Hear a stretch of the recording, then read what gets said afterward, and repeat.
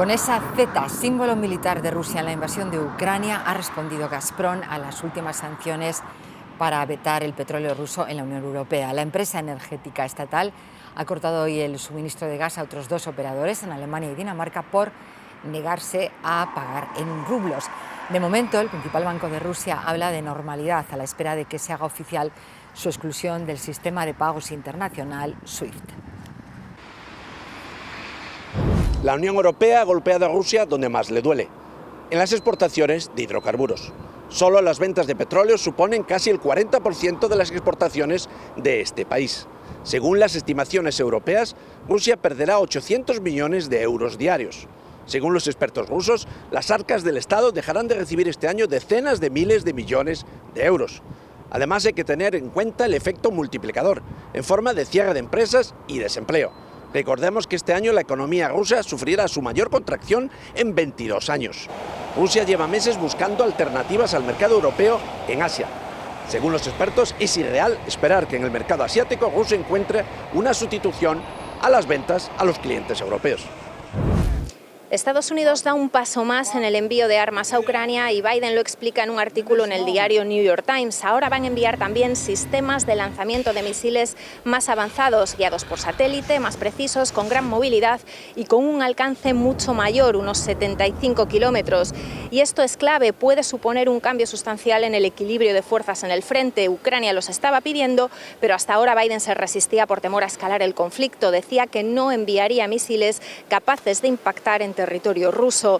Ahora, en un equilibrio delicado, deciden enviar estos de un rango, digamos, intermedio, pero en todo caso mucho mayor que los que han enviado hasta ahora y, según la Casa Blanca, con el compromiso de Ucrania de no lanzarlos sobre Rusia.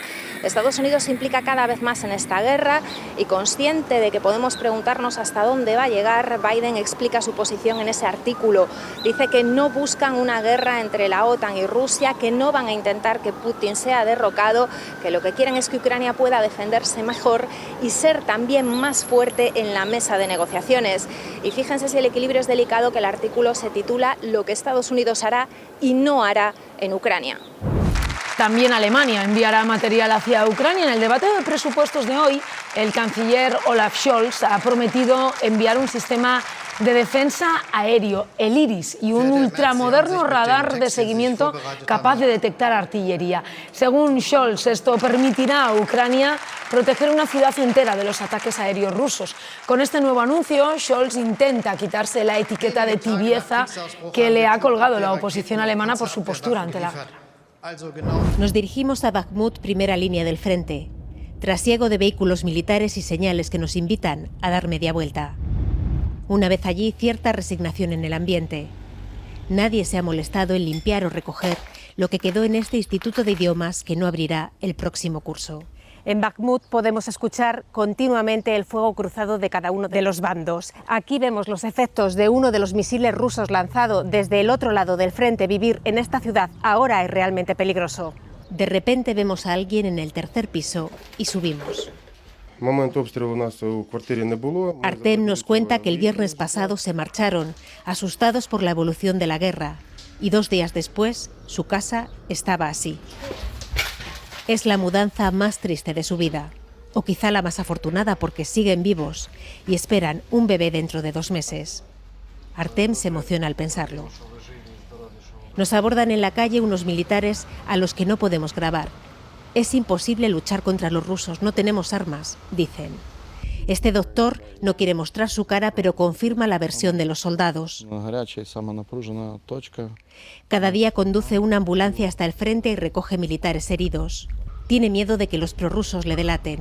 Nos dice que a pesar de eso seguirá haciendo su trabajo, pero a nosotros nos insiste: no vayáis más allá, por favor. La guerra en Ucrania está rompiendo posturas neutrales mantenidas durante décadas. Es el caso de Dinamarca, que hoy vota en referéndum si se suma a la política de defensa de la Unión, de la que se ha mantenido al margen desde 1993. Los sondeos apuntan a que ganará el sí. El detenido por el asesinato de una mujer de 32 años en Zaragoza Llevaba más de 2 años fugado de la cárcel. Cumplía condena por haber matado a otra joven en Madrid en 2021. La joven tenía 24 años. Aprovechó un permiso penitenciario para no volver a la cárcel.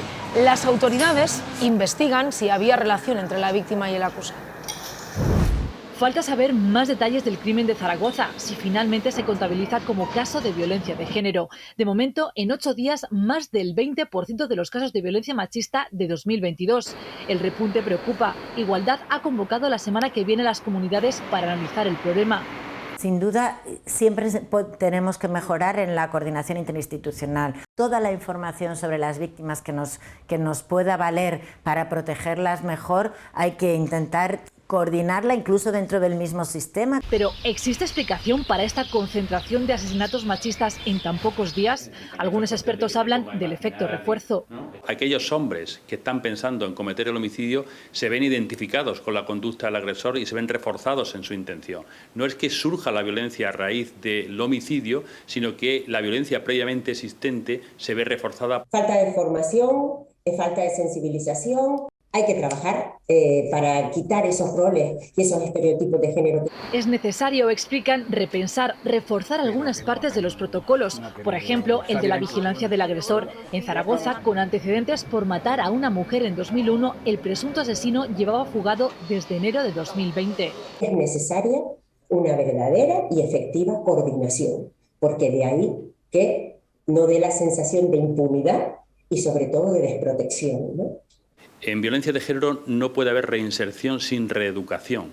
Mientras que no consigamos ese objetivo, tenemos que desarrollar estrategias de protección y, por tanto, de seguimiento para los agresores. Otro tema sobre el que insistir, las denuncias. Las personas allegadas que están cerca de las víctimas de violencia de género tienen que apoyarlas y tienen que denunciar los hechos. Florina, Maite, Eva y Luisa, de las 4 últimas víctimas mortales, solo Eva había denunciado previamente. Los estudiantes de La Rioja han sido los primeros en enfrentarse a las pruebas de la EBAU. A partir de la semana que viene se irán incorporando el resto de comunidades.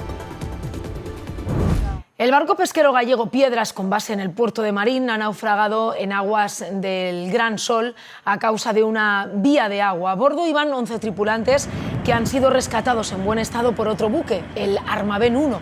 Este incidente marítimo se produce 3 meses después del naufragio del Villa de Pitanxo, con base en el mismo puerto en aguas de Terranova, con el trágico balance de 21 muertos y solo 3 supervivientes.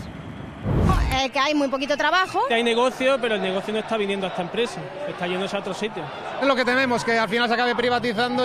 Desde Callao hasta el Congreso de los Diputados, unos 7.000 trabajadores de toda España, según los sindicatos, han recorrido el centro de la capital contra la caída en picado de la carga de trabajo. Hablan de precarización, de externalización y de desmantelamiento de correos. Acusan a la dirección de llevar a la empresa pública a la quiebra. Denunciar el desmantelamiento del servicio público postal y el descuartizamiento de una empresa pública que hasta hace 4 años funcionaba. Está el correo público despeñando por la pendiente y no es un problema de accidente, es claramente un problema de gestión. La huelga comenzó a medianoche y hay choque de cifras. Según los sindicatos, el seguimiento está siendo masivo, del 90%, mientras que la empresa les acusa de mentir y lo rebaja al 20%. Habla de normalidad en el servicio y niega cualquier plan de privatización.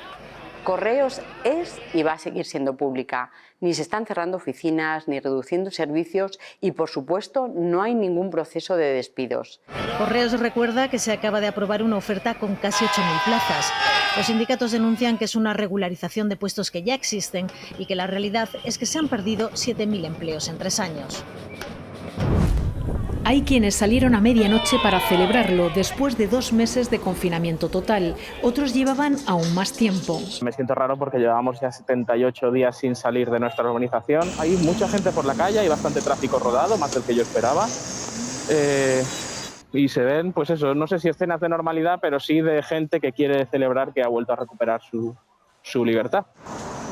22 millones de shanghaineses viven en zonas sin contagios, pero sus comités vecinales no les dejaban salir hasta que las autoridades se lo han ordenado. El comité vecinal ya no puede decidir si sales o no, porque llevábamos semanas en las que la gran mayoría de la ciudad estaba ya en zonas que debían haber sido desconfinadas, pero los comités, con la connivencia silenciosa del gobierno, porque si no, no lo podrían hacer, decidieron que no que no dejaban salir a la gente a la calle, muchos de ellos. Más de 2,5 millones de negocios deseando volver a la actividad. PCR cada 3 días para entrar a la oficina, al parque, a casa. Esto es un banco.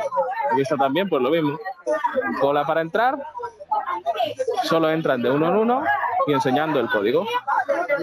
Y es que claro, también pues eso, los bancos llevaban cerrados todo este tiempo también. Es que prácticamente la ciudad ha estado muerta. Vuelve el transporte público, el tráfico, el bullicio. El corazón económico y financiero de China vuelve a latir.